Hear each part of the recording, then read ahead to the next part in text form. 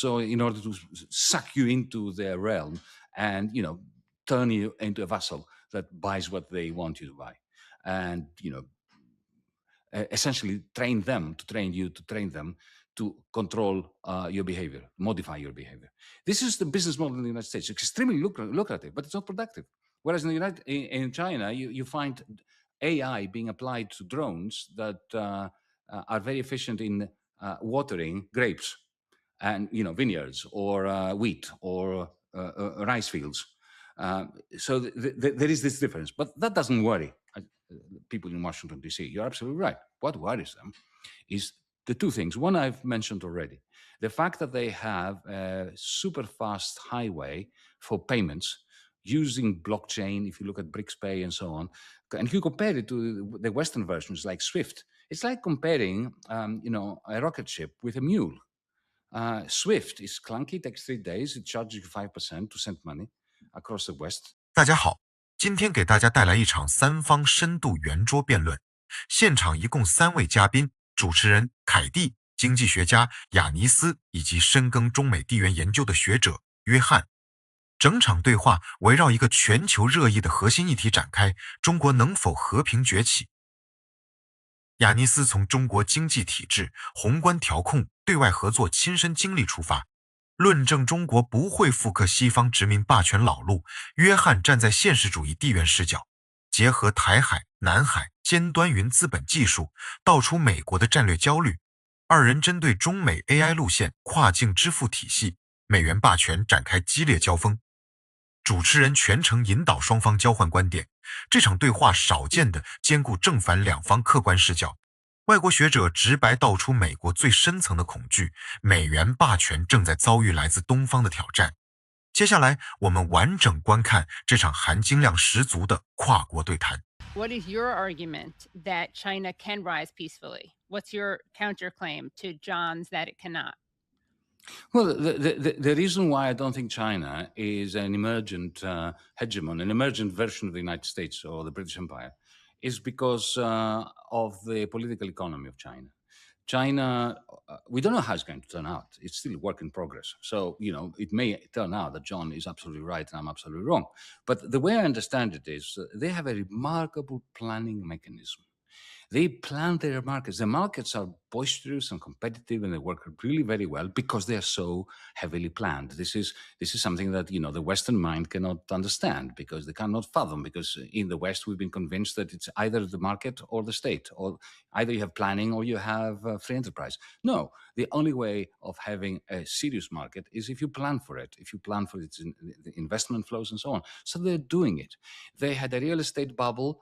They oversaw a very gradual, very clinical deflating of that bubble without, the subprime mortgage disaster of the United States. So they in 2008, 2009, one of the reasons why financial capitalism survived was because of the very, very careful operations, macroeconomic operations of the Chinese, something that in the West we're not good at. So they have a capacity to manage their economy, their demand, their aggregate demand, their investment flows, without having to export deflation to grab markets using military means, like the Dutch were doing, or the British were doing, or the United States were doing at some point.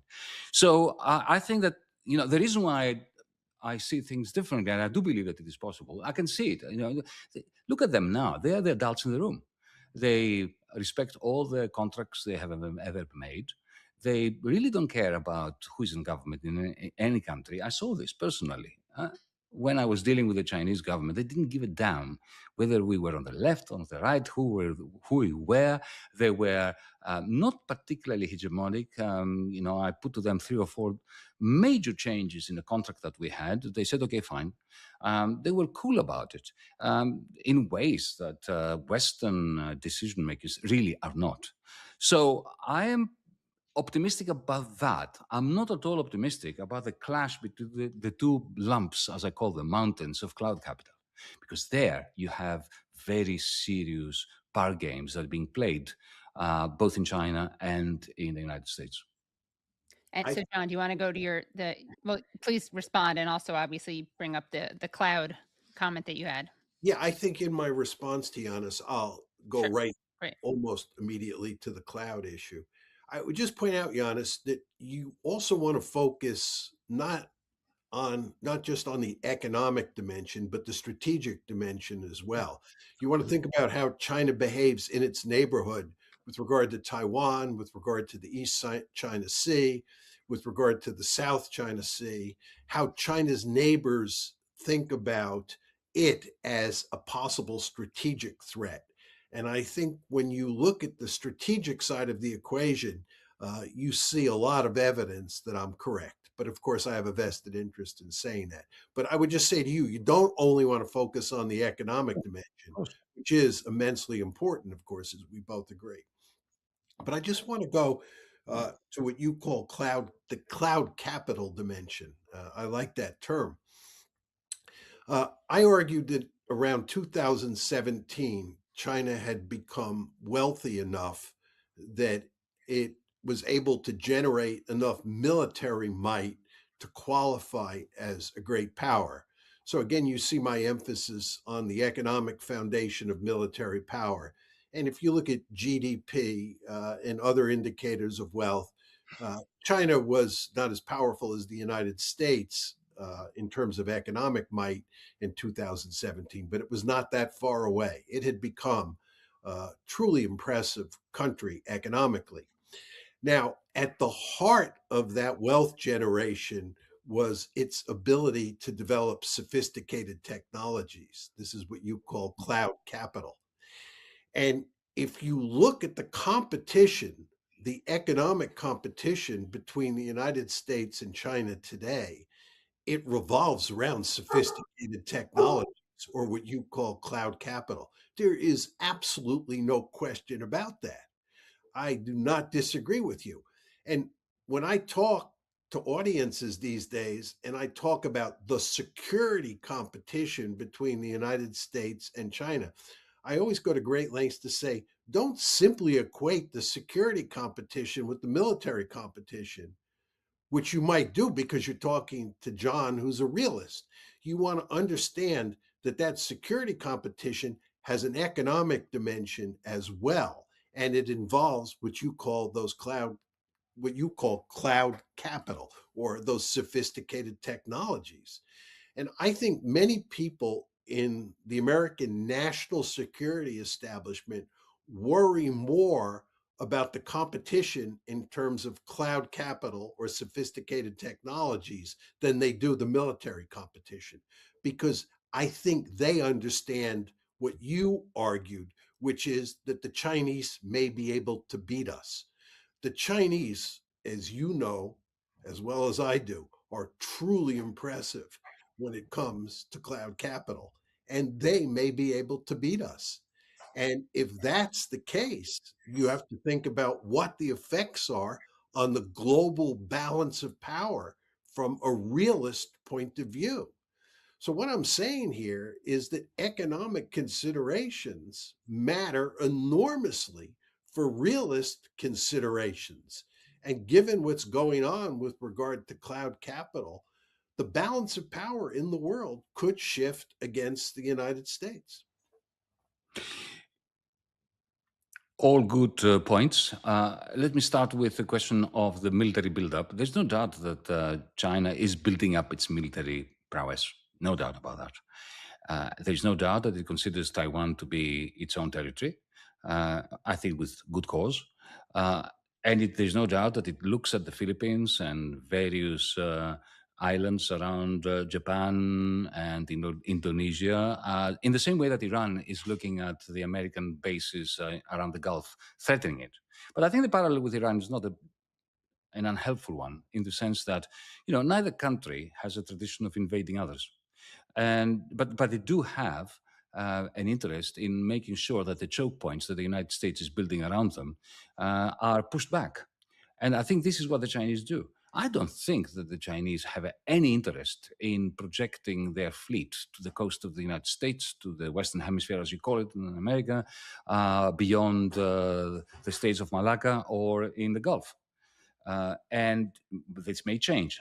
I don't see it changing because their business model is really very different to that of the Dutch Empire, of the British Empire, and the Chinese Empire. Now, when it comes to cloud capital, again, we have a very different deployment of cloud capital in the United States on the one hand and in China on the other.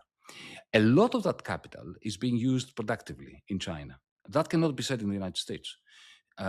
If you look at the AI business model, it's all about selling subscriptions to Anthropic, to ChatGPT, and primarily empowering the bots that existing big tech mega companies have, like Amazon's Alexa, like Apple's Siri, to give it a human-like demeanor. So in order to suck you into their realm and turn you into a vassal that buys what they want you to buy, and essentially train them to train you to train them to control your behavior, modify your behavior.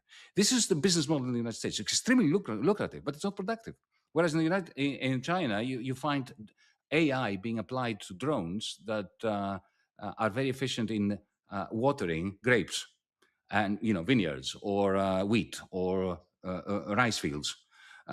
So there is this difference, but that doesn't worry people in Washington, D.C. You're absolutely right. What worries them is the two things. One I've mentioned already, the fact that they have a super fast highway for payments using blockchain. If you look at BRICS-Pay and so on, and if you compare it to the Western versions like SWIFT, it's like comparing a rocket ship with a mule.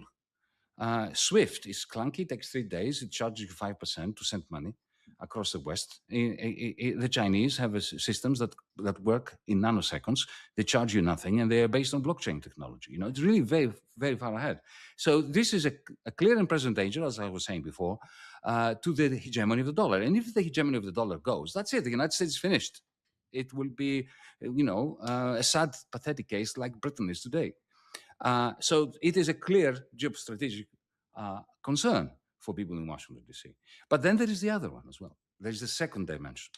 Palantir is a good example. These cloud companies that do not care about extracting rents from consumers or from producers.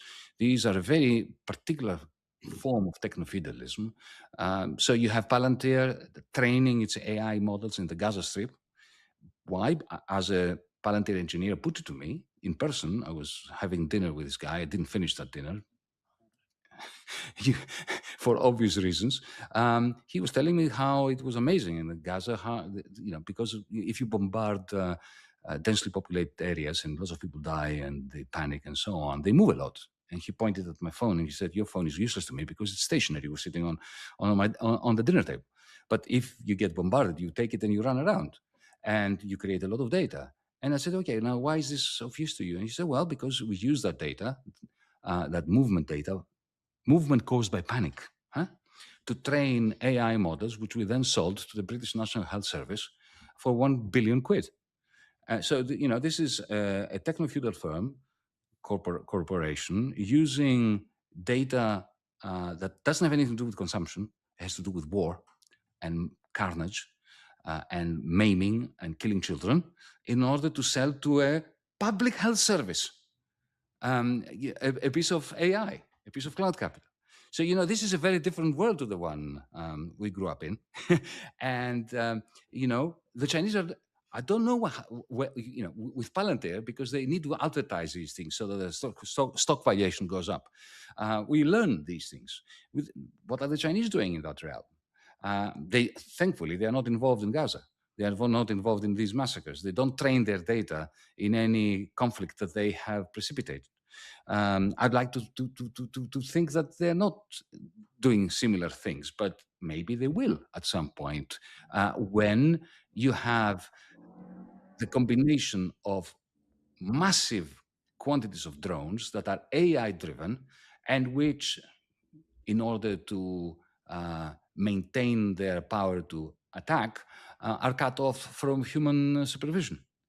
And then that's the world, John, in which your concerns about military security and my concerns about cloud capital come together.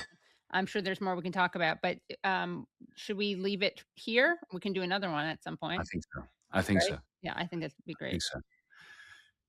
Well, let me say that it was a great honor and a privilege to be discussing with you, John.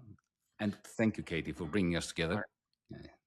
Yeah, it was my pleasure. I learned a great deal, and I appreciate that. And thank you, So Katie, did I. for bringing us together. Of course, yeah. Thanks for coming together, for saying yes. It was a great discussion.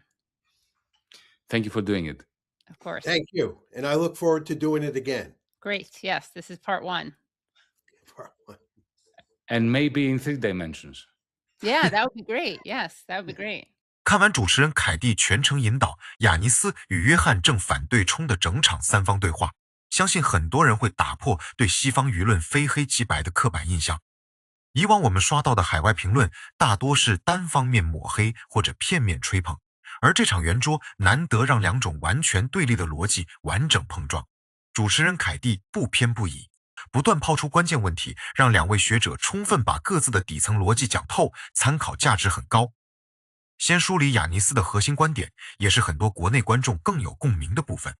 西方长期陷入2元对立思维，认定市场和政府只能2选1，要么纯粹自由放任，要么僵硬计划经济。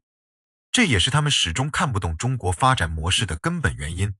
雅尼斯结合亲身商务合作经历表示，中国的规划型市场体系既能充分保留市场竞争活力，又能通过宏观调控化解重大风险。当年房地产泡沫缓释，2008全球金融危机，西方多国陷入巨大衰退，中国却平稳度过。这套调控能力是西方国家难以复制的优势。同时他提到关键一点，历史上荷兰、英国、美国的崛起都伴随海外军事扩张，靠武力抢占市场，掠夺资源，但中国数十年发展全程没有对外侵略扩张，和各国合作只遵守契约，不在意对方执政党意识形态，合作包容务实，这是他坚定看好中国和平崛起的核心依据。再来看持对立立场的约翰，他的担忧完全基于美式现实主义地缘逻辑，同样值得客观看待。他并不否认中国经济与云资本飞速进步。2017年后，中国综合国力大幅提升，军事力量同步增长，台海、东海、南海周边局势变化，让周边国家与美国产生强烈战略警惕。约翰着重强调，当下中美安全竞争早已不只是战机、航母等传统军事对抗，人工智能、区块链、跨境支付、高端制造这些前沿技术才是决定未来全球权力格局的主战场。整场辩论最有冲击力、最贴近普通人的对比，是2位学者深入探讨的中美2种科技发展路线。美国当下 AI 产业以消费收割为核心，靠订阅服务、大数据驯化用户消费行为，资本逐利放在第一位，赋能实体经济占比极低。反观国内 AI 大量落地农业、工业实体、无人机农田灌溉、智能制造降本增效，技术优先服务实体生产，2条路线的导向差异一目了然。而最让华盛顿高层恐慌的就是我们基于区块链搭建的跨境支付体系。传统 SWIFT 转账慢，手续费高昂，金砖支付等新型结算系统高效零手续费，长期会持续削弱美元全球结算霸权，2人一致认可。一旦美元霸权松动，美国依靠金融收割维持的全球优势会大幅下滑，这也是美国持续在科技贸易领域围堵遏制我们的底层根源。辩论里还有一段尖锐对比，点出2种技术发展截然不同的底色。美国头部数据企业 Palantir 依靠战乱、平民逃难产生的移动数据训练 AI， 依靠冲突与苦难牟利。雅尼斯坦言，庆幸中国没有在地区冲突中采集数据迭代技术，不会以平民伤亡为代价发展科技。这是2种发展道路本质的底线差距。同时2位学者也达成共识，即便长期存在博弈，双方都无意走向直接大规模冲突。约翰也承认，中国没有向美洲远洋投射军力争夺霸权的诉求。雅尼斯也提醒，中美2大资本集团的博弈会长期存在。未来无人自主作战 AI 普及后，经济竞争和地缘安全风险会深度绑定，需要持续对话管控分歧。跳出这场3人圆桌对话本身，我们能看清一个底层现实：西方数百年来习惯全球单极格局，很难适应多极化时代到来。中国的崛起从未复刻西方帝国老路，依靠内部产业升级，平等互利，对外合作发展，不输出战争，不掠夺他国。但守成大国天然会对新兴力量保持警惕，科技封锁、金融博弈、地缘围堵会长期存在。同时，这场对话也证明，海外依然存在抛开意识形态偏见，客观观察中国的学者。我们不必被网络极端对立的舆论裹挟，客观看懂双方各自的优势与焦虑，才能理性看懂当下完整的中美博弈格局。最后简单总结，规划与市场结合的发展体系，服务实体经济的尖端技术，平等共赢的对外合作，拒绝武力扩张的发展道路，共同支撑中国和平发展。而美元金融霸权、消费收割导向的资本模式，依托冲突迭代技术，是美国当下难以化解的内在矛盾。全球力量格局重塑会是漫长过程，科技、金融、地缘层面的竞争不会消失，但和平发展始终是我们不变的追求。制作这期视频整理三方完整辩论素材，耗费了大量时间。如果本期内容帮你理清中美发展差异与大国博弈逻辑，欢迎点赞订阅本频道。大家有不同看法，或是想看更多海外学者客观对话深度分析，都可以在评论区留言，每条评论我都会认真阅读。我们下期再见。